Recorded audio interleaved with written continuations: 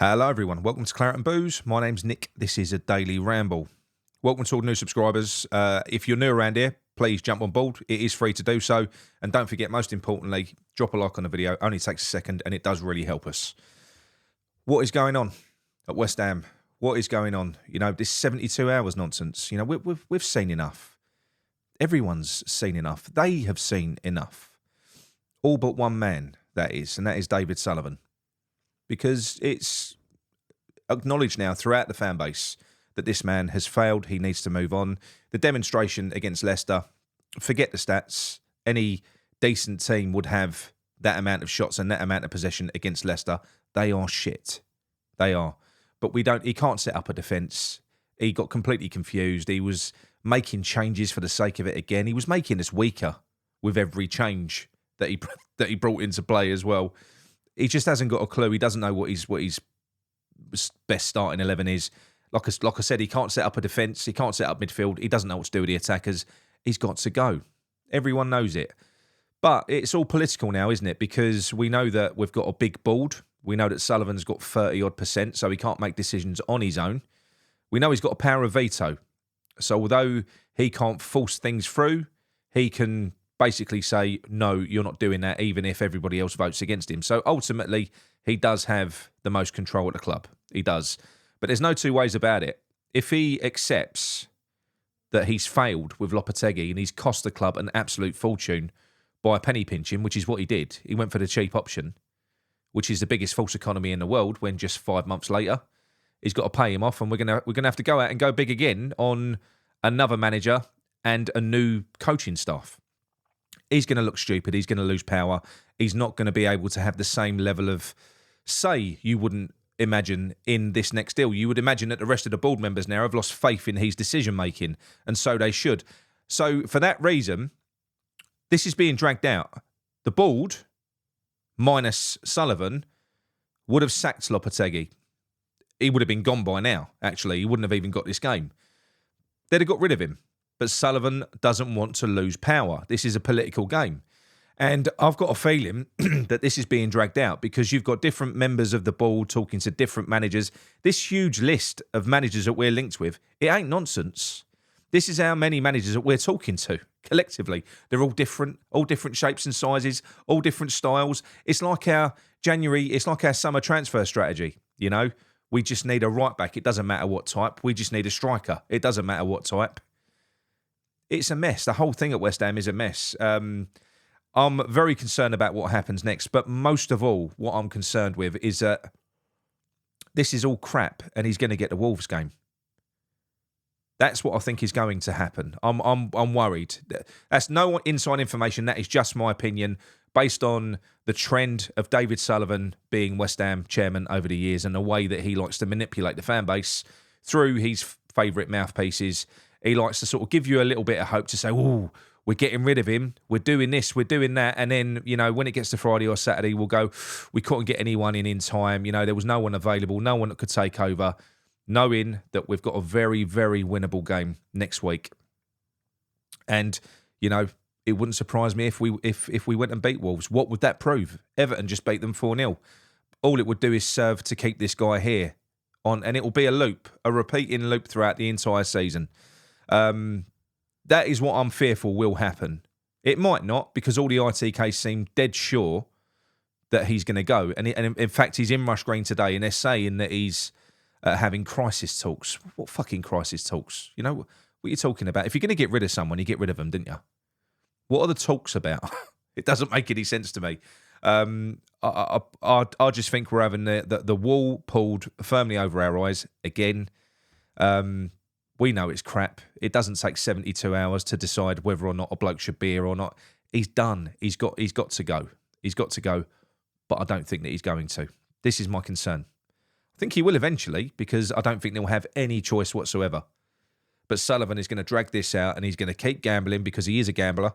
He's going to keep on rolling that dice and hoping that at some point, you know, a win comes in and he saves face, because it's his ego is all that he cares about. Sullivan, that is it. We all talk about, you know, money. Look at all the money he's wasted, this, that, the other. He ain't wasting no money. All the money that gets spent in the time that Sullivan's here is club money. He's playing with club money. He doesn't care. It ain't coming out of his pocket. You know, he's probably happy with the Lopetegui signing because it was all through his mate Will Salthouse. You know, so we know what happens with those transactions, don't we? He gets to go again now. Maybe he'll get another Will Salthouse appointment. You know, 2 in 1 season. Everyone's a winner. But if he does go, let's just play along with the game that West Ham are playing with us. And let's say that he does go, and on Friday they make a final decision that Lopetegui's got to go, he's going, and they have been doing lots of legwork in the 3 days leading up to that, and they've got, you know, their shortlist has been drilled down, and they've got 3 or 4 people left. I mean, if you look at the list now, so you've got this Kasper, I can't even pronounce his surname, Kasper Huymond, the old Denmark manager. You can't. International football is completely different to club football. No. I don't want him. Roger Smith, he's come out and said that he's got concerns with the director of football model. So, you know, he's not going to toe the line. So that's a no. Can't have Roger Smith. Xavi, look, we know he's got good pedigree. We know he's a big name, but he's another Spaniard that can't talk English. No. Just move on. Sebastian Hoeneß, look, he's done all right at Stuttgart. He's another one, you know. But I don't think he ain't got the pedigree to come to this now. You know, this is a mess at West Ham. You know, I just don't think he's a right fit. Edin Terzic, no. Apparently Stein doesn't want this one. So this is a Sullivan one. We don't want... No. They've got to be aligned on the next appointment. And then you've got Gareth Southgate, who's still being fucking mentioned. This is what makes me feel like it's smoke and mirrors when they start dropping names in there that I'm going to go into in a minute.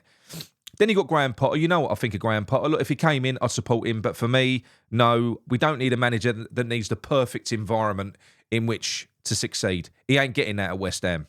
He's not. So, not for me. You need someone who thrives under pressure. I don't think that's Graham Potter. He crumbled at Chelsea. Steve Cooper. Steve fucking Cooper. Seriously. Yeah, that was dropped in there by X in an update last night. He's since come out and retracted it and said that he's admired him in the past. But why was that name dropped in there? You know, this is done to scare people. It is. You know, it's if Lopetegui goes, we might get Steve Cooper. It's all done. It's all fucking.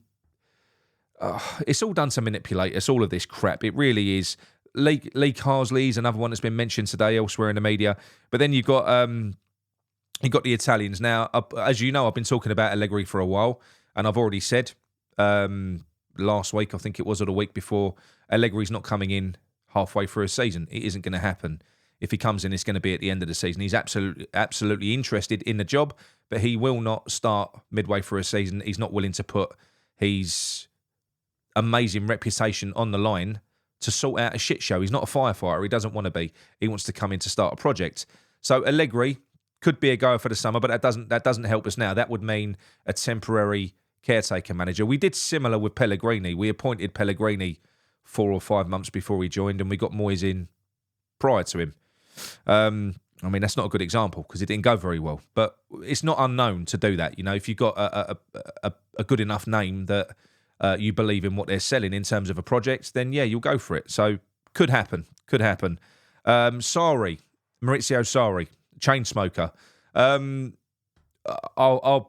be happy with that.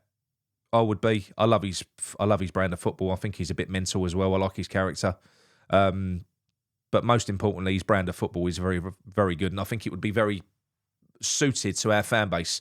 I think he's a bit crackers as well. I think he'd endear himself to the West Ham fan base. So for me, sorry, I'd be happy with Conceicao. I think that's how you pronounce his name, the ex-Porto manager. Been having a bit of a debate about this. I'm not going to pretend that I know anything about him. I don't. I know he's Portuguese and he smokes cigars. That's about it. I've heard that he's a bit of a nutcase, and I've heard some people say he plays brilliant football, and others say that he's boring. In fact, Porto fans did a petition to get rid of him because of his boring brand of football, according to Mickey. Mickey said this last night. I don't know. I've not done this research myself. But this type of thing does fill me with dread. I mean, don't get me wrong. It doesn't mean he's a bad manager. It might just be that he's a little bit more conservative and he's not a one-trick pony. I mean, I've seen Porto play in the last few years and they look They play blistering football. So I don't know. Maybe he can adapt to different opposition. But when you look at his record, he's got to be one that gets considered. Conceicao, absolutely for me. And he can talk English as well. The one that does really excite me, it didn't, but the more I think about this, the more I just think it fits, is Michael Carrick. Now, Michael Carrick would be a bold appointment. It would be. We've spoken in depth about our lack of identity as a football club at West Ham. You know, he would reinstall some of that. You know, he's from our academy. You know, he knows the training ground. He probably knows a lot of the staff still. He's got a lot of experience. He's got a lot of ideas. He plays a good brand of football. But I think that identity with the club would really, really help us. Now, the other thing that I was thinking as well, because what you're not really seeing with Michael Carrick, you don't ever see his name getting mentioned and linked with any other big jobs in the Premier League. I'm not too sure that unless he gets Middlesbrough promoted, which I can't see happening, I don't see him getting another Premier League job. Now, this is why I think it could work. Would he ditch a full-time job where he's a main man at Middlesbrough to come and be a caretaker manager at West Ham until the summer, and then play number 2 assistant manager to someone like Allegri, another great that he could learn from, if it was baked into his contract that he could take over once Allegri does move on? You know, I mean, Ruud van Nistelrooy went into Man United and played second fiddle to Ten Hag. So why wouldn't you do that? You know, and Allegri does have form. He does have history of, well, he insists that his number 2 has got a connection with the club, whichever club it is, because it helps kind of bridge that gap. He sees the importance of getting the fans on side. And you need that. I said it the other day, a conduit between the fans and the team, someone to connect us all. You know, we did kind of have that under Moyes to a lesser extent with Nolan. I think it's really important. So I think that could work. I think that could work with Carrick. And look, even just Carrick off the bat with no Allegri, I'll take it. You know, I find it very unlikely, because I thought of this last night and then I woke up and read it this morning and I thought, Nick, you're off your tits. Why would Carrick do that? But you don't know. Funnier things have happened. For me, I think that would be brilliant, because if you were to have Carrick here in that capacity, you know, holding the baby for Allegri until the summer, then they go together as a team. He'll learn a lot off of Allegri, and he'll be more ready when it does come to the point where he does eventually take over. And also, you know, if it doesn't work out with Allegri, we're kind of baked in our resilience plan, you know. I'll be here for thinking, down there for dancing. It's never going to happen, is it? We're going to get fucking Graham Potter, most likely. X has updated that he's you know, the favourite in some circles. So I don't know. I really hope it isn't. Like I said, I will support him if he comes in. I will. It's got to be better than what we've got at the moment. But I just feel like we should be setting the bar a little bit higher. And I do think it's a risk with Potter as well. I think that is a risk. It didn't go well at Chelsea, you know. For these managers, when it collapses big.